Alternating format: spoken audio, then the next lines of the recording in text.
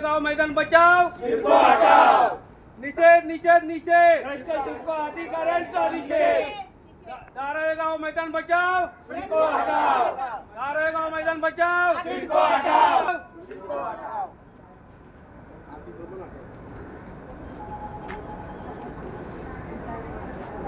देऊन जागोर अतिक्रमण चालू आहे तरी कोणी करत नाही.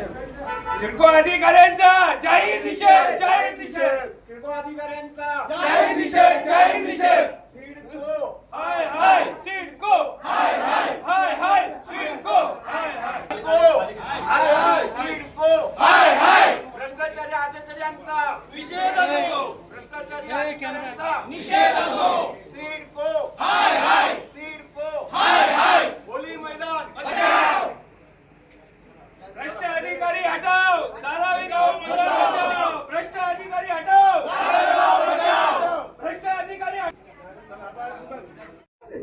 काय सांगाल होळी मैदान बचावासाठी आज सिडको मध्ये कार्यालयात आलेला आहात आपण? आज आम्ही रायगड भवनमध्ये धारावी ग्रामस्थ मंडळ आणि आमचे गावकरी ग्रामस्थ सर्व इथं आलेलो होतो.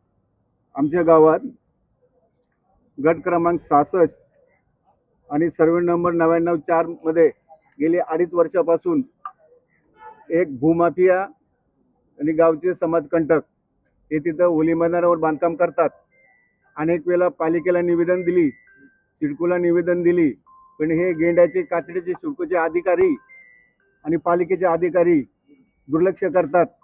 याच्या पाठीमागे मोठा आर्थिक गैरव्यवहार झालेला आहे. वारंवार भेटीगाठी देऊन आता आजचीच परिस्थिती सांगतो. अप्पर जिल्हाधिकारी मुख्य नियंत्रक बांधकामे यांना भेटण्यासाठी गेलो होतो, पण ह्या अधिकाऱ्यांनी आमच्या हातातून निवेदन घेतलं नाही. हे निवेदन आम्हाला डिस्पॅच करा म्हणून सांगितलं, पण 13 तारखेला माननीय मंदाताई म्हात्रे आमची 13 तारखेला जॉईंट MD बरोबर मीटिंग झाली. त्या MDनी सुद्धा आमचं पत्रक हातात घेतलं, पण या मजूर अधिकाऱ्यांनी आमचं हे निवेदन हातात घेतलं नाही, डिस्पॅच करायला सांगितलं. याच्यात आर्थिक व्यवहार झालेला आहे. यांना काही गावाची मुंबईच्या गावकऱ्यांची समस्या सोडवायचीच नाही. त्यांना फक्त धनाढ्य बिल्डर, भूमाफिया यांचीच कामं करायची आहेत. पगार सरकारचा आणि कामं भूमाफिया यांची करतात. आज धारावी ग्रामस्थ मध्ये 2.5 वर्ष भांडतोय. हे एवढे पत्रव्यवहार केलेले आहेत. हे जागेचा 7/12 आहे. ही ब्रिटिशकालीन इनामी जागा आहे आमची.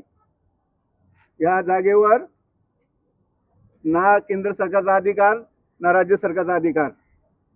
ही अशी जागा एकच धारावी गावात आमच्याकडे मोकळी आहे. या कुठेही धारावी गावात मोकळी जागा नाही. ही पण जागा गिलकृत कुणामुळे करतात? या भ्रष्ट अधिकाऱ्यांमुळे करतात. आज 2.5 वर्ष आम्ही महिला भगिनी सर्व पालिकेत सिडकोत लढा देतो, पण आम्हाला न्याय मिळाला नाही. त्यांचा आम्ही आज जाहीर निषेध करतो. यापुढची भूमिका काय असेल? यापुढची भूमिका इथं साधं आंदोलन आहे. याच्या पुढे आणखीन आम्ही तीव्र आंदोलन करू, लागल्यास उपोषणाला बसू, पण आम्ही आता गावकरी मागे हटणार नाही.